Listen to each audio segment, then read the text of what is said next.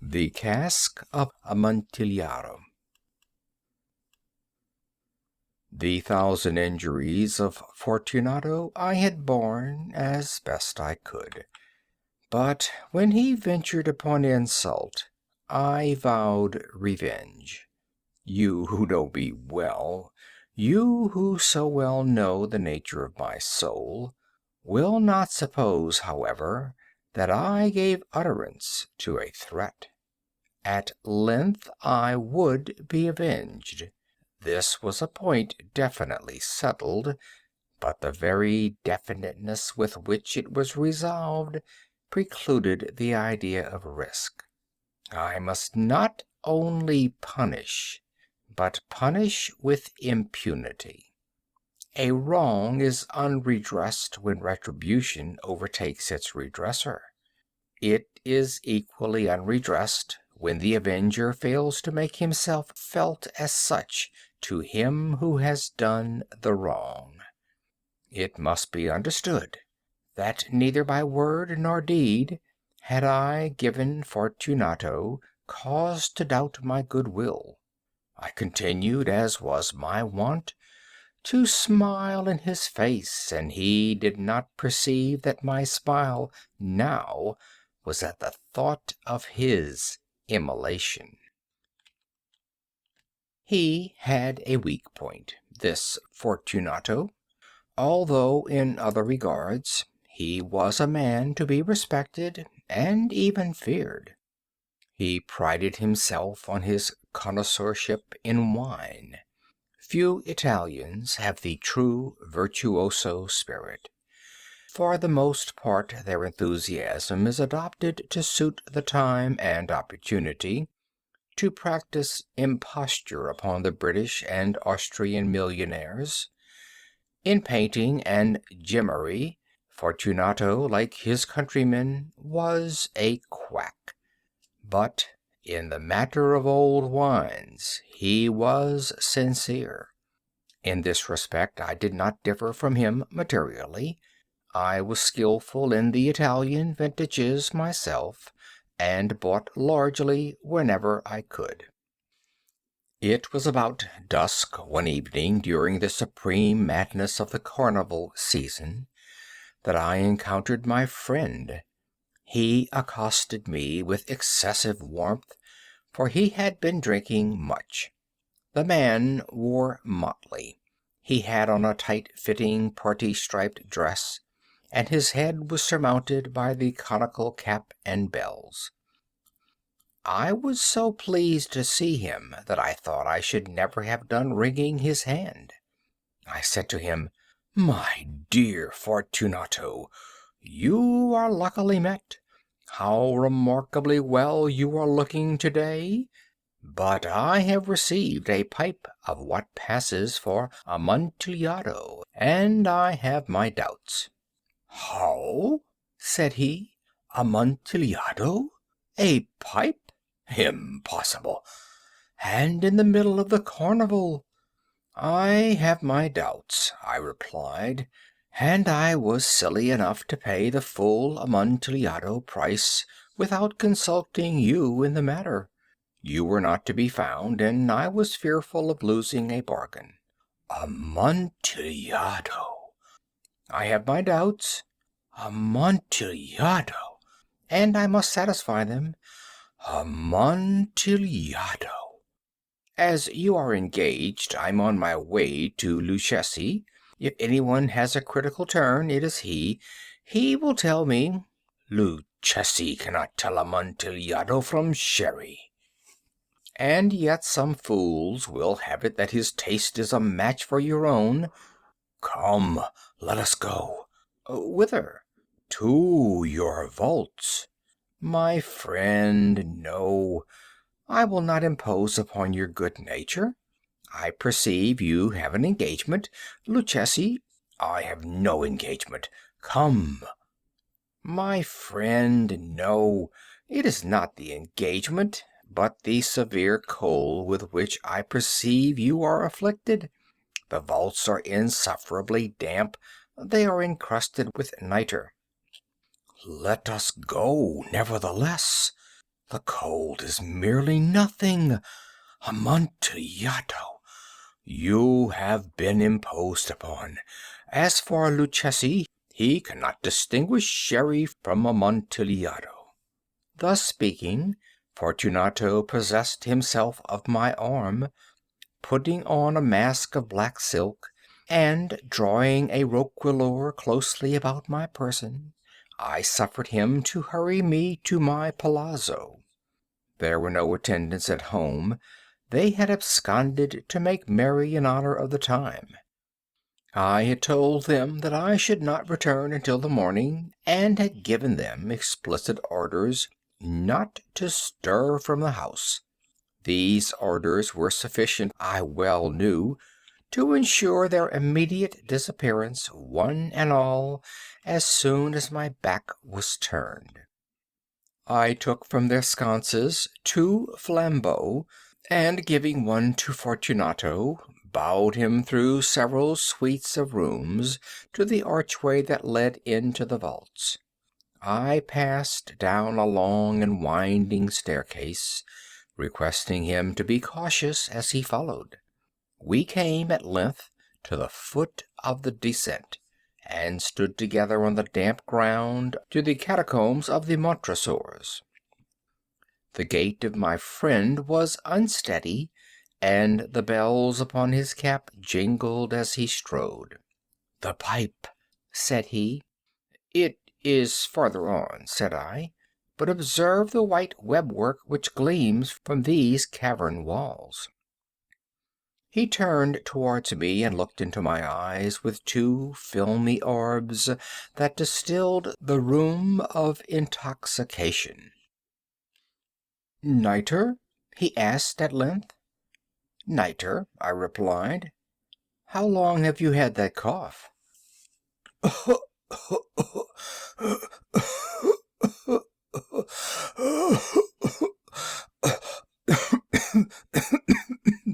My poor friend found it impossible to reply for many minutes.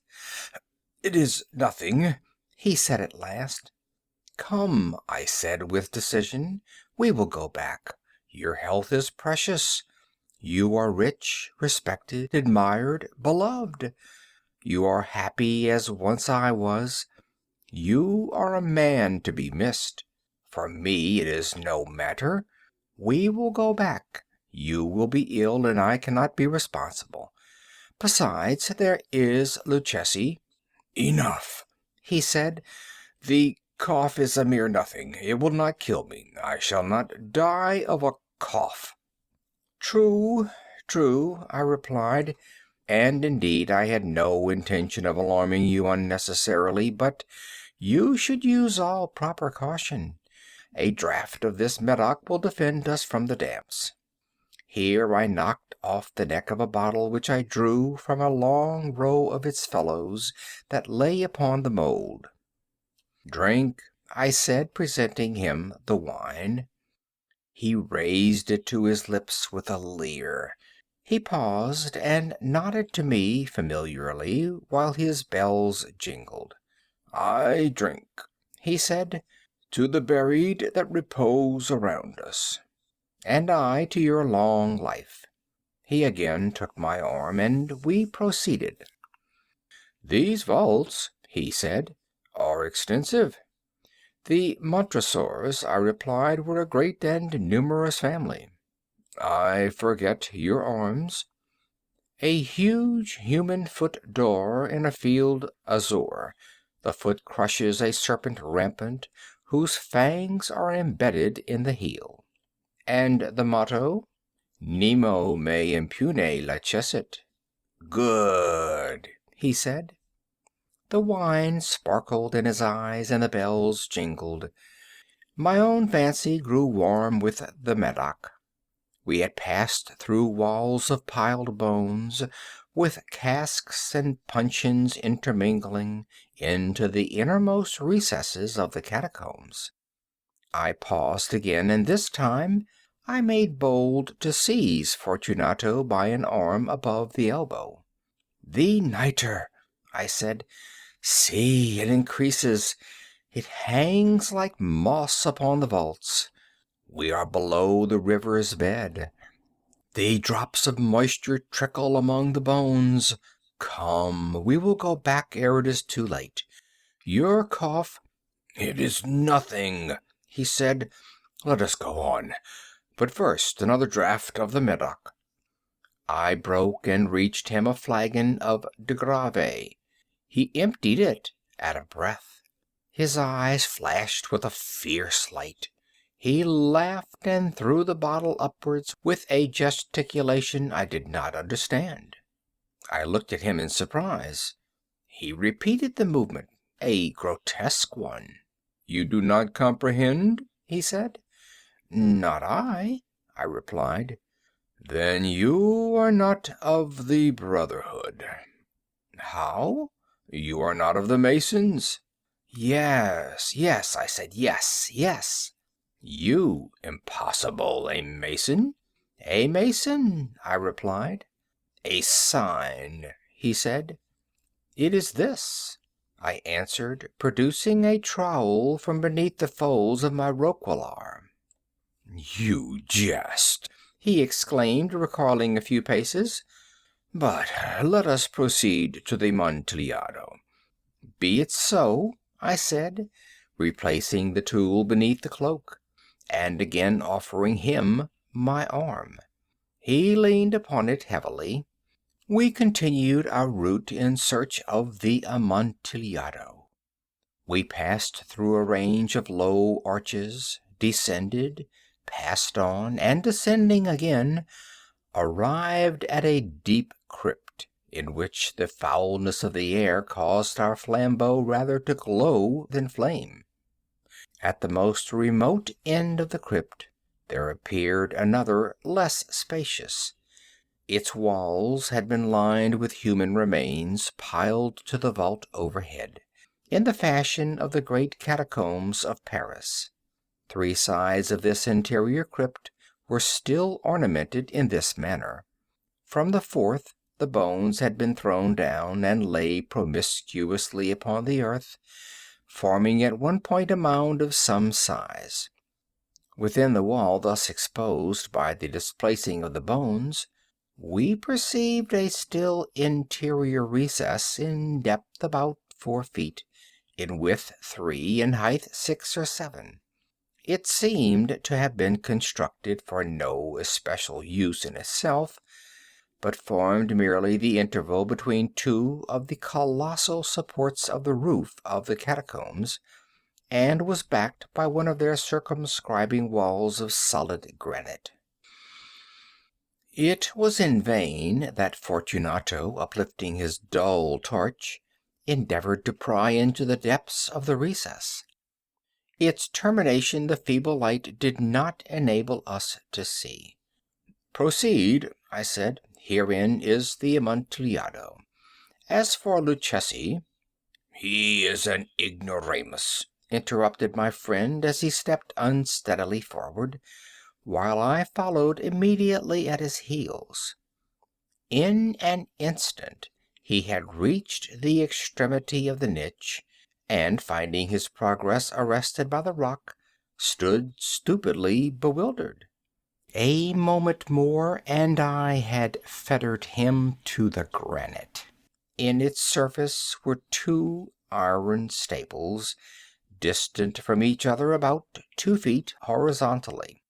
From one of these depended a short chain, from the other a padlock. Throwing the links about his waist, it was but the work of a few seconds to secure it. He was too much astonished to resist. Withdrawing the key, I stepped back from the recess. "Pass your hand," I said, "over the wall. You cannot help feeling the nitre. Indeed, it is very damp.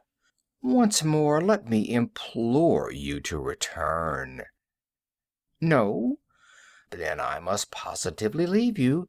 But I must first render you all the little attentions in my power." "The Amontillado!" ejaculated my friend, not yet recovered from his astonishment. "True," I replied, "the Amontillado. As I said these words, I busied myself among the piles of bones of which I have before spoken. Throwing them aside, I soon uncovered a quantity of building stone and mortar. With these materials, and with the aid of my trowel, I began vigorously to wall up the entrance of the niche. I had scarcely laid the first tier of my masonry when I discovered that the intoxication of Fortunato had in a great measure worn off. The earliest indication I had of this was a low moaning cry from the depth of the recess. It was not the cry of a drunken man. There was then a long and obstinate silence. I laid the second tier, and the third, and the fourth, and then I heard the furious vibrations of the chain. The noise lasted for several minutes, during which, that I might hearken to it with the more satisfaction, I ceased my labors and sat down upon the bones.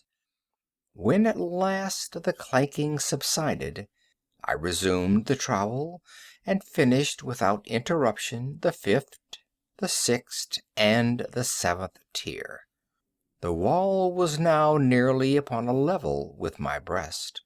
I again paused, and holding the flambeau over the mason work, threw a few feeble rays upon the figure within. A succession of loud and shrill screams bursting suddenly from the throat of the chained form seemed to thrust me violently back. For a brief moment I hesitated. I trembled. Unsheathing my rapier, I began to grope with it about the recess, but the thought of an instant reassured me. I placed my hand upon the solid fabric of the catacombs and felt satisfied. I reapproached the wall. I replied to the yells of him who clamored. I re-echoed, I aided, I surpassed them in volume and in strength. I did this, and the clamorer grew still. It was now midnight, and my task was drawing to a close. I had completed the eighth, the ninth, and the 10th tier. I had finished a portion of the last and the 11th. There remained but a single stone to be fitted and plastered in.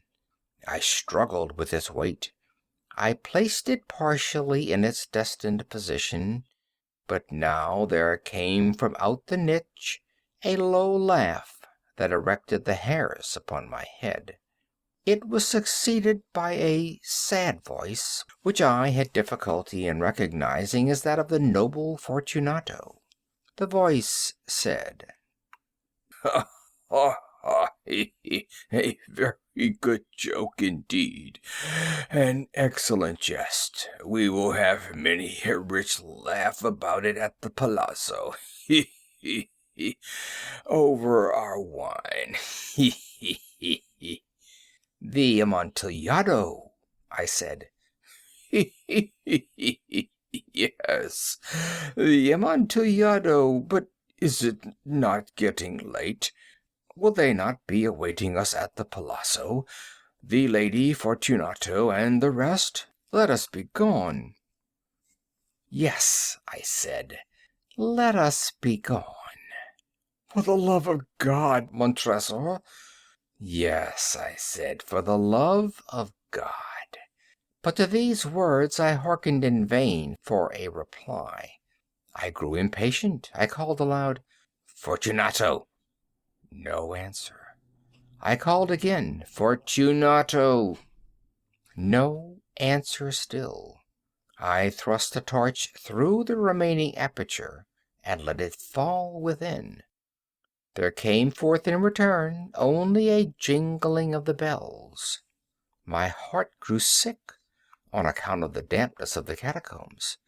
I hastened to make an end of my labor. I forced the last stone into its position. I plastered it up. Against the new masonry I re-erected the old rampart of bones. For the half of a century no mortal has disturbed them. In pace requiescat.